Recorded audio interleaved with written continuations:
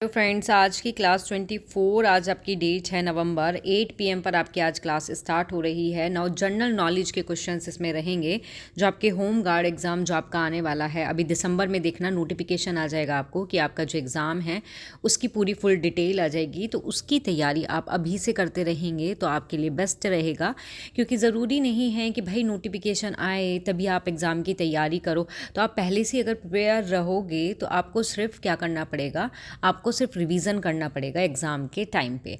ठीक है, तो नाउ स्टार्ट करते हैं आज की क्लास। इसके अंदर टॉप 15 क्वेश्चन है। आप 10 का आंसर देके बताओ कि हाँ भाई आपको जीके में नॉलेज है। अगर आपको ये 15 क्वेश्चन भी नहीं आते तो मुझे नहीं लगता कि आप जीके की तैयारी जो है अच्छे से कर रहे हैं। तो नाउ फर्स्ट क्वेश्चन आता है हमारा, और इसमें जीके के वो क्वेश्चंस रखे गए हैं जो आपके ज़रूरी नहीं कि सिर्फ होम गार्ड एग्ज़ाम के लिए हैं, आपके ऑल कंपटीशन एग्ज़ाम में जो आपकी जीके यूज़ होती है उसके इम्पोर्टेंट क्वेश्चन हैं।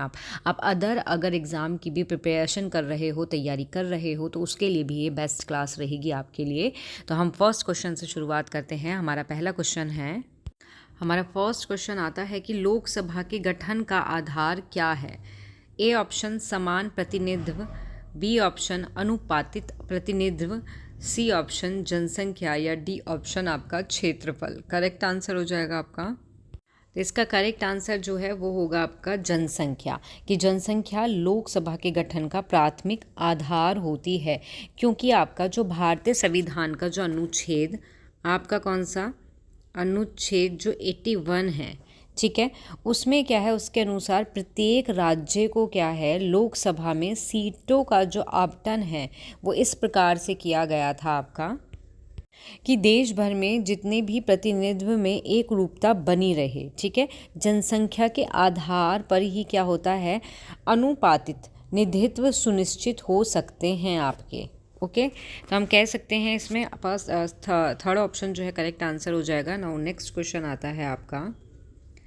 नेक्स्ट क्वेश्चन इज कि निम्न में से किस अनुच्छेद के द्वारा राज्य नीति के निधित्व तत्व दिए गए हैं, निदेशक तत्व दिए गए हैं। अनुच्छेद 12 से 35, अनुच्छेद 36 से 51, अनुच्छेद 52 से 78, अनुच्छेद 79 से 122। करेक्ट आंसर इज होगा आपका, करेक्ट आंसर होगा आपका 36 से 51 आपका। ठीक है, क्योंकि ये जो तत्व हैं वो भारतीय संविधान के भाग 5 में, किसमें, भाग जो 5 है, भाग 5 में शामिल हैं, और इनका उद्देश्य आपका एक कल्याणकारी राज्य की स्थापना करना होता है आपका। ठीक है, नाउ नेक्स्ट क्वेश्चन आता है। नेक्स्ट क्वेश्चन इज है कि मिनी संविधान किस संशोधन को कहा जाता है। भारत में मिनी संविधान 24वां, 42वां, 52वां, या फिर आपका 61वां। करेक्ट आंसर होगा, तो इसका करेक्ट आंसर आ जाएगा आपका 42। ठीक है, 42वें संविधान में क्या है, संशोधन अधिनियम 1976 आपका को मिनी संविधान कहा जाता है। क्यों कहा जाता है, क्योंकि इसने संविधान में बहुत सारे व्यापक क्या करे हैं, व्यापक और बहुत सारे इम्पोर्टेंट जो बदलाव हैं, चेंजेस हैं, वो किए हैं। और ये संशोधन जो है आपातकाल के दौरान इंदिरा गांधी के प्रधानमंत्रित्व काल में लागू किया गया था। कब लागू किया गया था ये, आपातकाल के दौरान। तब इंदिरा गांधी क्या थी, इंदिरा गांधी के प्रधानमंत्रित्व काल में। ठीक है, नाउ नेक्स्ट क्वेश्चन आता है। नेक्स्ट क्वेश्चन इज, मनुष्य में सबसे बड़ा आंतरिक अंग कौन सा है। हृदय, फेफड़े, यकृत, या फिर आपका गुर्दा।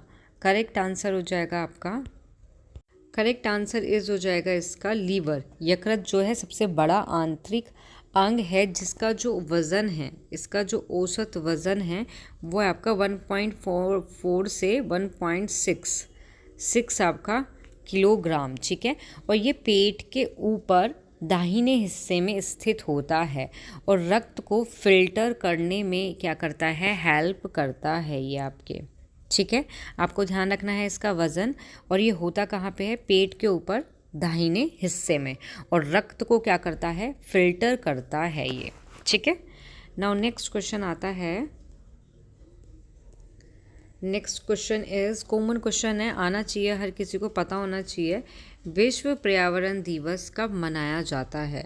5 जून, 11 जुलाई, 22 अप्रैल या फिर 16 सितंबर? करेक्ट आंसर होगा आपका, तो इसका करेक्ट आंसर होगा आपका 5 जून। ठीक है, और इसका उद्देश्य आपका सिर्फ यही है कि जो पर्यावरण है संरक्षण के प्रति लोगों में क्या है, जागरूकता करना। और ये कब से मनाया जा रहा है? आपके 1972 में क्या हुआ था, मानव पर्यावरण पर स्टॉकहोम सम्मेलन के बाद। कौन सा सम्मेलन हुआ था आपका? स्टॉकहोम स्टॉकहोम सम्मेलन हुआ था। सम्मेलन के बाद ये हर साल 5 जून को मनाया जाता है। एक तरह से कह सकते हैं इसकी जो शुरुआत है वो 1974 से इसकी शुरुआत मानी जाती है आपकी। ठीक है, संयुक्त राष्ट्र द्वारा तो क्या है ये आपका, ये संयुक्त राष्ट्र द्वारा तो 1972 से, लेकिन इसकी जो शुरुआत है वो 1974 मानी जाती है आपकी। नाउ नेक्स्ट क्वेश्चन आता है, दीन ए इलाही किसने प्रारंभ किया? अकबर, जहांगीर, शाहजहां या फिर आपका बाबर? करेक्ट आंसर होगा, करेक्ट आंसर होगा इसका आपका अकबर, जिसने कब आपका 1582 ईस्वी में क्या करा था, ईस्वी में सभी धर्म के जो मूल सिद्धांत थे उनको मिलाकर इसको क्या किया था, शुरू किया था आपका। ठीक है, नाउ नेक्स्ट क्वेश्चन आता है आपका, नेक्स्ट क्वेश्चन इज कि भारत में राष्ट्रीय आय अनुमान सबसे पहले किसने लगाया? मॉरी वर्सेस डॉब ने, दादा भाई नौरोजी ने, BKRB ने या फिर साइमन कमीशन ने? करेक्ट आंसर होगा आपका, करेक्ट आंसर होगा इसका दादा नौरोजी ने लगाया था आपका। और कब? 1867 से आपका 68 में इस संबंध में अपना अनुमान इन्होंने क्या करा था, प्रस्तुत किया था।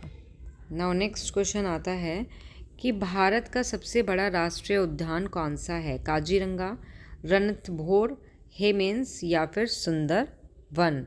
करेक्ट आंसर हो जाएगा आपका, करेक्ट आंसर इज हो जाएगा आपका हेमिस। हेमिस राष्ट्रीय उद्यान जो है वो कहाँ पे है आपका? लद्दाख में है यहाँ आपका। ठीक है, और ये कितने 4400 वर्ग किलोमीटर में क्या है, विशाल क्षेत्र में फैला हुआ है। और ये भारत में हिमालय के उत्तर में स्थित है और अपने हिम तेंदुए किसके कारण, अपने हिम तेंदुए के कारण प्रसिद्ध है। किसके कारण प्रसिद्ध है? तेंदुए के कारण। ठीक है, नाउ नेक्स्ट क्वेश्चन आता है, नेक्स्ट क्वेश्चन इज कागज बनाने में सबसे अधिक उपयोग किया जाने वाला रेशा कौन सा है? जूट, कपास, सेलुलोज या फिर आपका लिनन?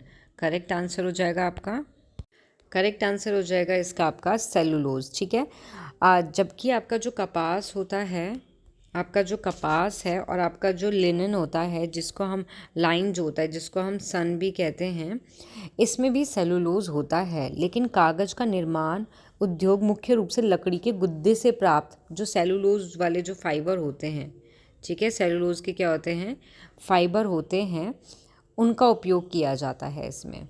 ठीक है, नाउ नेक्स्ट क्वेश्चन आता है, नेक्स्ट क्वेश्चन इज पृथ्वी की सतह पर कितने प्रतिशत भाग जल है?